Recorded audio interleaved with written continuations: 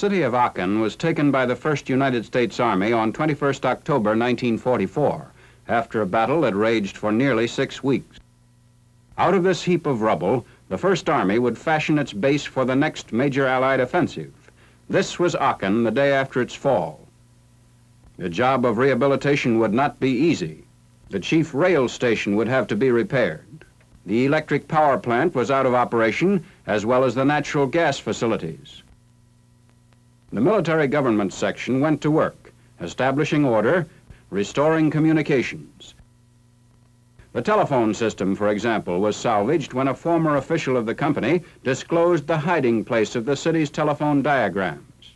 Another problem for the AMG, food for the local population, was partially solved when hidden staples were discovered and hauled to a refugee camp outside the city limits. German civilians were pressed into service for this and other tasks. Soon Aachen was so well restored that refugees from the nearby internment camp were allowed to return to their homes in the city. This suburb of Aachen then became a rest center for the men of the 3rd Armored Division, where they had their first chance to relax since D-Day.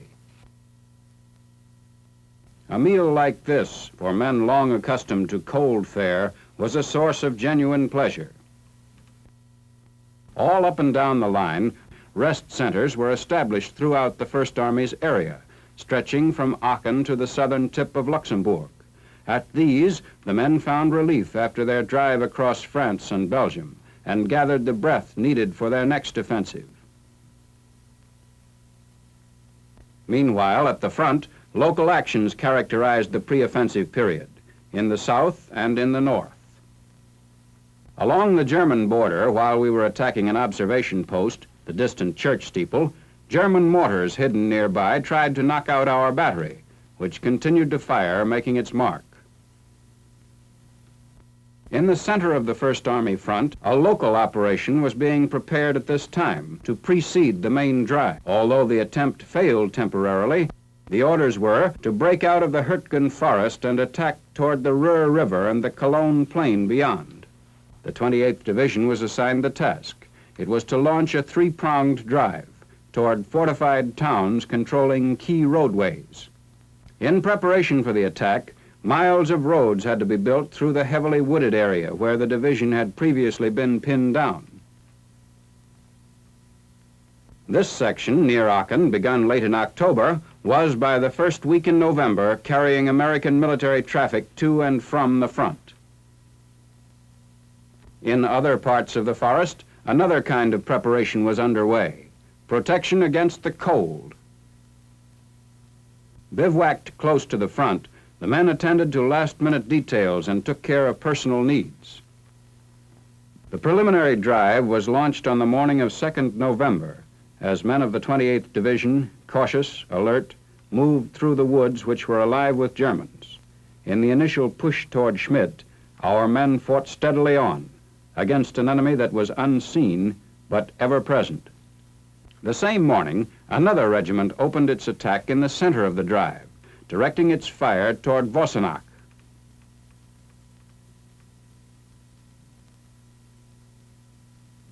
Our Air Force was up that day in support of the ground forces. The 3rd Spearhead, meanwhile, moved off as planned on the northern flank of the drive in the direction of Hürtgen village. The men continued to advance for 2 more days in the face of mounting counterattacks.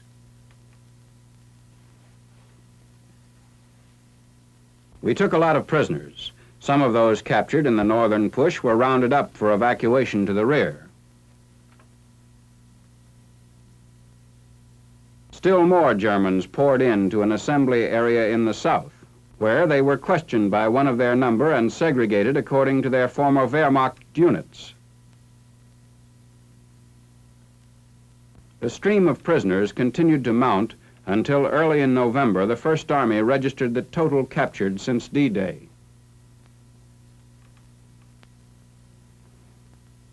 Units of the 28th Division continued their action in the Hürtgen forest against opposition so stiff as to make advance impossible. We held our ground with light artillery and anti-tank guns.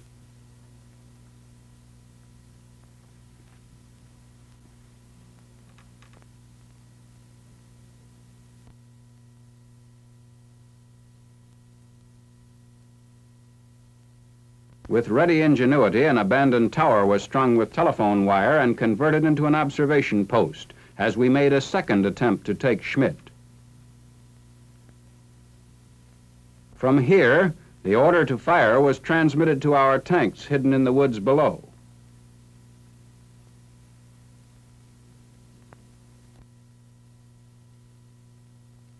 And then came the snow, blanketing the front a week after the drive had started, adding the final difficulty to those under which the 28th Division was fighting. The men had to dig for protection underground in order to hold their hard-won positions in the Hurtgen Forest campaign. They had to struggle not only against a well-nigh impregnable enemy, but against the elements as well.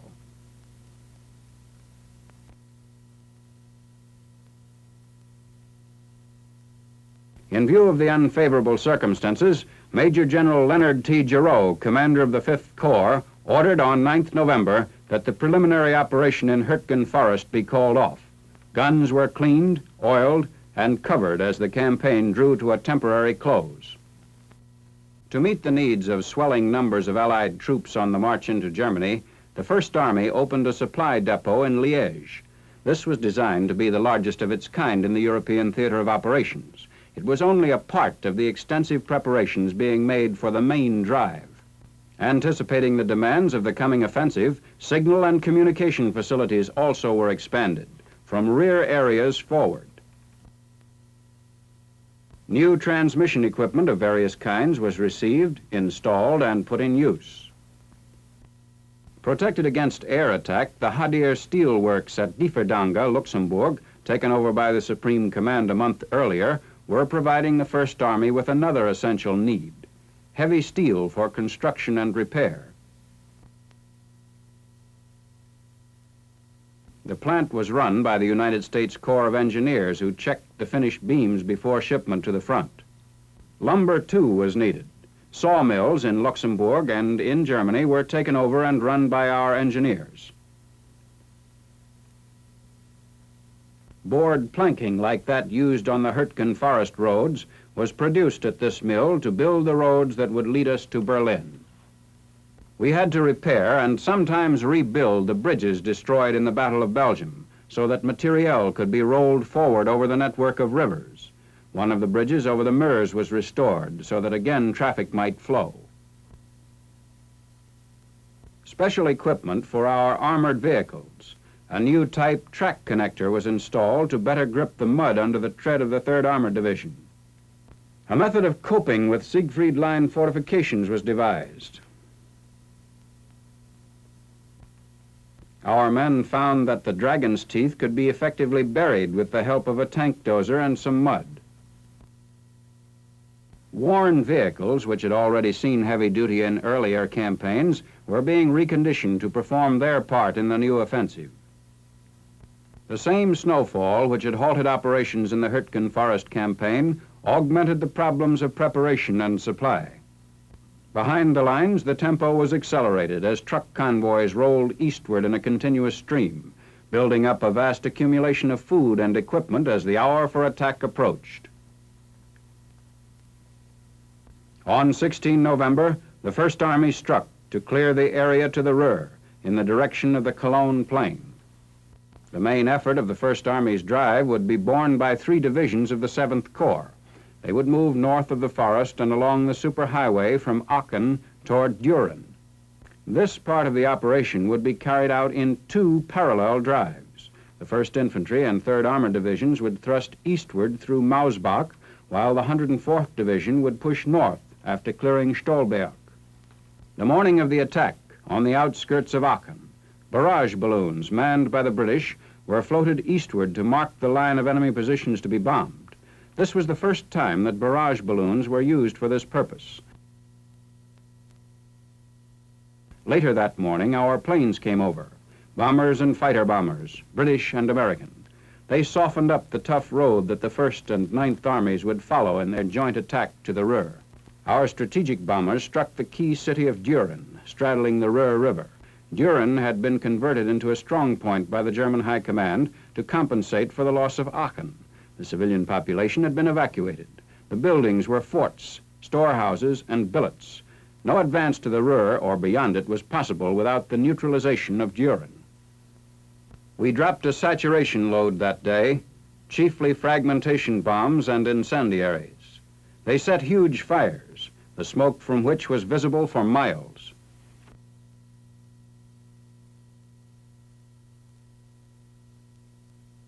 Scanning the skies to note the end of the air raid, ground forces waited for the signal to attack. All armor was put in readiness. Camouflage nets were removed. The color plaques mounted on their vehicles served to identify them to the air forces. This reconnaissance group was scheduled to lead the 104th Division's drive through Stolberg. Following the briefing shortly after noon on 16th November, the first section moved off to deploy along the road for reconnaissance. The following day, ground troops of the division stood by, waiting the order to join the attack on Stolberg. They advanced along a forest trail in a flanking movement, designed to relieve pressure on two of our battalions which had been pinned down inside the forest.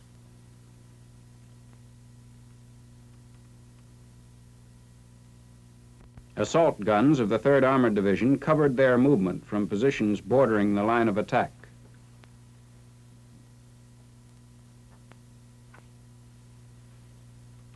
The result of German counterfire. One of our battalion command posts near Stolberg was completely knocked out by a direct artillery hit.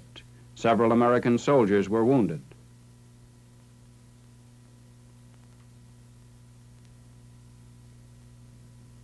The debris was so heavy in some places that one of their vehicles was buried up to the windshield.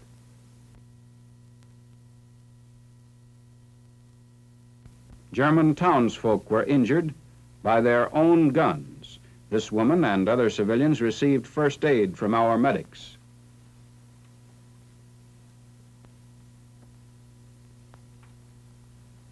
On 19th November, the 9th Air Force flew through heavy flak in support of the 1st as well as the 9th Army. 1,600 planes attacked frontline defenses that day. They strafed the Germans dug in at Stolberg, who were holding up our advance. Fortified houses surrounding the town were peppered by our machine gunners.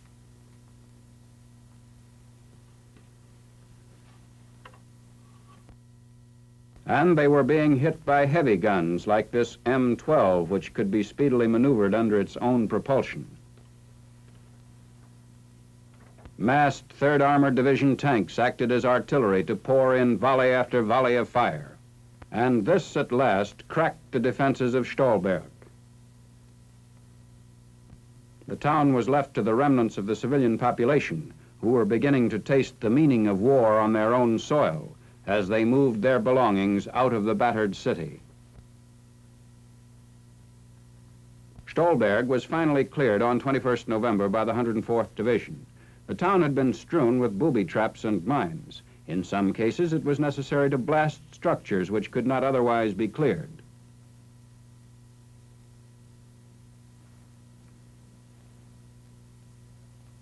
Two weeks later, the American flag flew over the city.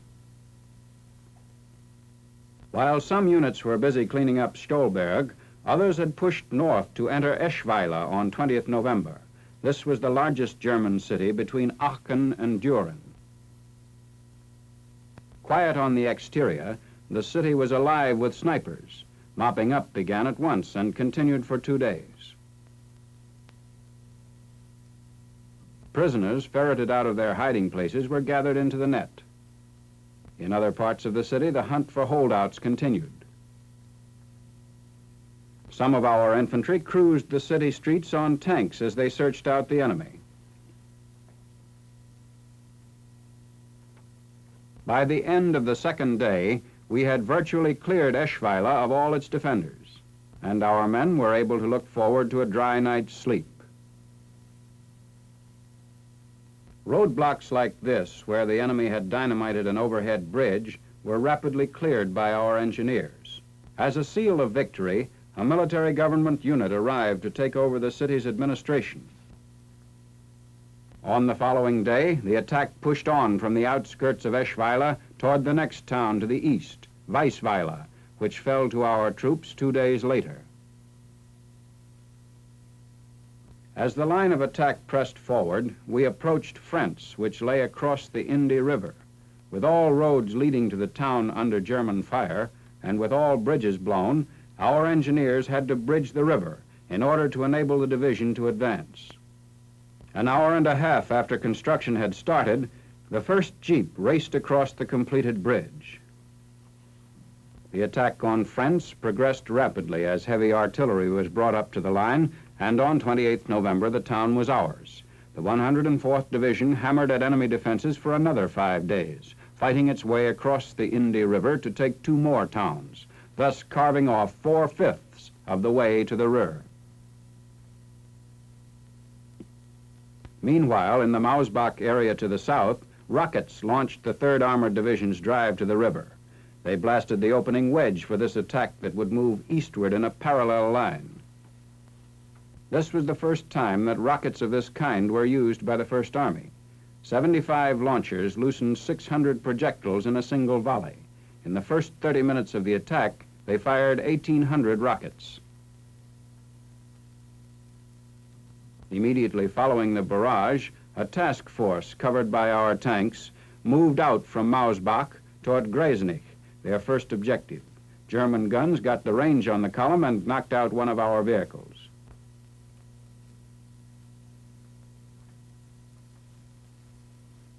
But the column continued to move ahead under the protection of our tanks. Lined up in artillery array, they flanked the advancing task force and rained fire on the enemy in Gresenich. The enemy, however, held us outside the town for 2 days.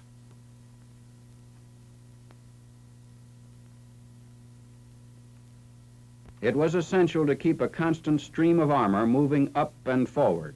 While some elements were struggling to advance, new units were brought up to the line.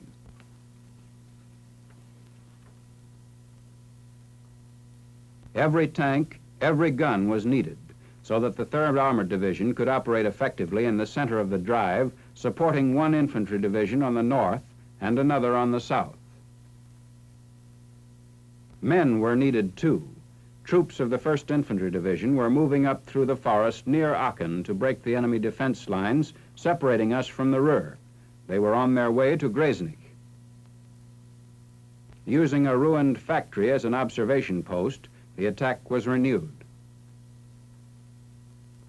From this vantage point, we could shell and hit the Germans entrenched inside the town.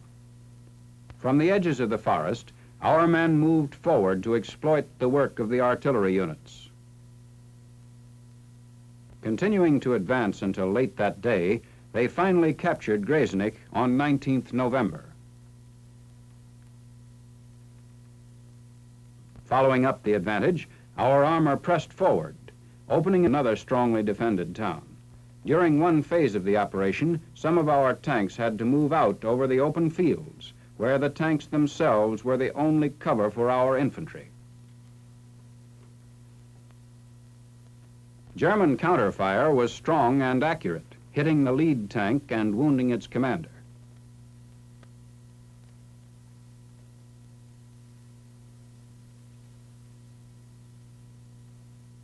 Approaching Werth from another direction, men of the 1st Division entered the town, which was under enemy mortar fire. We had to fight for Werth, every inch of it, hugging the buildings for protection, hunting out snipers concealed in the shells of houses, ducking into ruins for shelter. Despite the tough resistance, however, the fanatic foe at last surrendered, and by the evening of 19th November, Werth too had been secured. For the next 2 weeks, the First Army continued to advance, fighting through the almost impregnable wall of closely spaced German towns, towns which had been skillfully fortified and bitterly defended. Towns like this one, Hammich, which the 1st Division captured on 20th November and from which it pressed onward. On the march to the Ruhr, these troops moved ahead to punch their way through the next ring of towns blocking their path to the Ruhr. Food and ammunition kept rolling forward despite the handicap of weather. While the main effort progressed in the Stolberg-Eschweiler area, the 4th and 8th Infantry Divisions renewed the previous offensive in the Hurtgen Forest. On the northern fringe, the 4th Division pushed off on 16th November. With field guns supporting the action, this second attempt to clear the Hurtgen Forest got underway. Our men, advancing through the woods, were sometimes scattered by enemy fire, but they kept on going, inching their way forward. Sometimes they were pinned down, but they crawled ahead. Casualties were heavy in all parts of the forest, but they received prompt attention from our ever-vigilant medical corps. Communications and heavy armor were brought up to support the infantry further up the hill. The advance continued successfully as the 4th Division drove on towards its objective, the town of Grossau, where it crushed the last German resistance on 28th November. With continuous artillery support, this division was able to fulfill its assignment in the Hurtgen Forest campaign. The 8th Division joined the action by attacking objectives in the heart of the forest. Supported by one combat command of the 5th Armored Division, it launched its drive on the morning of 26th November with a rocket barrage. The rockets were firing at enemy positions in Kleinhau. It was estimated in the field that one such battery equaled the light artillery power of 5 divisions. Air support came the following day, when fighter bombers flew more than 1,000 sorties over the area. Then the artillery took over, concentrating on the target at close range, and 2 days later, Kleinhau was captured. Hurtgen II was finally cleared and secured late in November. One of the major objectives of the earlier campaign, Hurtgen presented a shell-shattered face to the weary men of the 8th Division who had battled for the town. Turning south, the division moved on to take 2 more towns, Brandenburg and Bergstein, and then they proceeded to mop up the remaining German positions between them and the Ruhr River. At last, these troops had a chance to relax. They had succeeded in clearing the Hurtgen Forest, and by 8th December had established one sector of the First Army front along the west bank of the Ruhr. Troop replacements were effected during the first week in December when the First Army paused before completing the drive. The 9th Infantry Division, fresh from a rest center in Belgium, moved up. It was on its way to relieve the battle-worn 1st Infantry Division, which had been in continuous action since the drive began. As the convoys passed each other, the 9th moved forward to take up positions at the front. Relief and relocations were also taking place in other areas during this brief lull in the fighting, as the First Army gathered the strength needed for its final leap to the Ruhr River. One thrust of the new drive was launched early on 10th December from this town, Lückeburg, which had been hotly contested. Attacking through Inden, we began to close in on Pier. On 12th December, after days of stubborn resistance, Pier showed the effects of the battle for its possession. The 104th Division moved on to wipe out German resistance along the west bank of the Ruhr north of Düren. At the same time, the 3rd Armored Division pushed through another string of German towns defending Düren, separating the First Army from the Ruhr in this area. It opened the attack on 10th December by shelling Schlich, one of the remaining strong points west of Düren.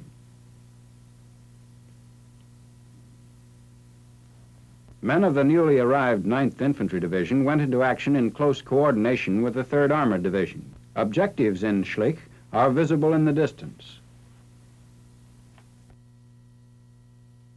Following the artillery barrage, armor and men moved forward with a new piece of equipment, a rotary mine exploder. While the column pressed doggedly onward, infantrymen rounded up some of the enemy whom they found hidden along the path of advance. Up ahead, our men had to dig for what shelter they could find. The lead tank had been hit, The fire spreading caused a series of explosions. Meanwhile, gunners at closer range continued the attack, pouring in a steady stream of fire until late in the day when the ceasefire order was given. Resistance in Schlich was quelled. The following day, 11th December, those defenders who had survived were assembled for questioning and inspection. The next objective, the strongly defended town of Geich, was already aflame from German and American shell fire when the 3rd Armored Division bore down upon it. Men and guns moved out first.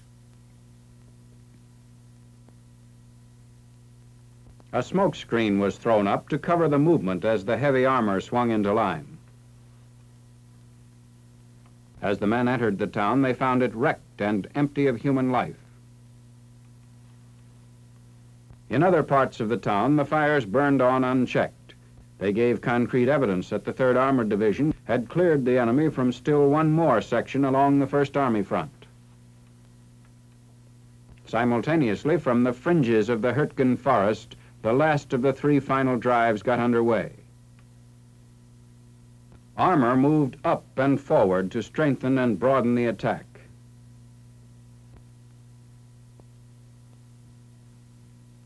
Infantry of the 83rd Division, recently brought up to the line, were marching toward the last objective in this campaign, a suburb of Düren. By 13th December, we were driving the enemy ahead of us, pinning their backs to the river. The attack to clear the town, Gürzenich, began the same day. Our infantry was alert to sniper fire from the enemy, hidden and protected.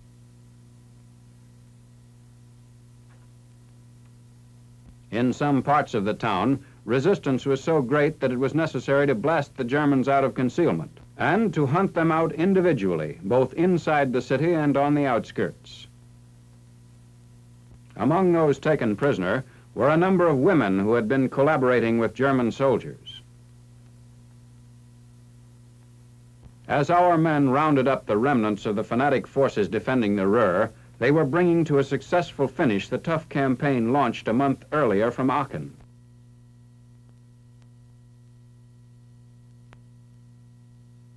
The First Army had won through to its objective and stood ready to pursue the foe in the next phase of the offensive into the heart of Germany.